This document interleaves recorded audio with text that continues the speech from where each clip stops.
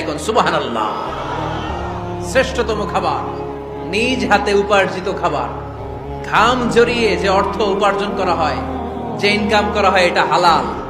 আর হালাল খেয়ে দোয়া করলে কবুল করে কে? এজন্য খেটে খাওয়া মানুষ, শ্রমজীবী মানুষ আর মেহনতি মানুষদেরকে বিশ্বনবী খুব ভালোবাসতেন। তারা বিশ্বনবীর বন্ধু আর বিশ্বনবী ছিল তাদের বন্ধু। সুবহানাল্লাহ পড়েন। এত ভালোবাসতেন বিশ্বনবী খেটে খাওয়ার মেহনতি মানুষদেরকে। সব সময় বিষ্ণু ইসলাম তাদের জন্য দোয়া করতেন।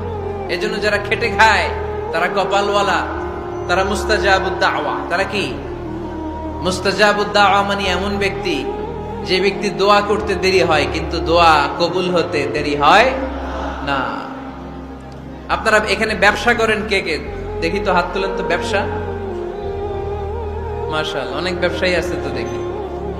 আচ্ছা, হাত নামান। চাকরি করেন কে কে? চাকরি, চাকরিও তো অনেক করে দেখি, হাত নামান। প্রবাসী, ছুটিতে দেশে আসছেন। হুজুর আমি আছি, কই? আপনি দেখতে আসছেন?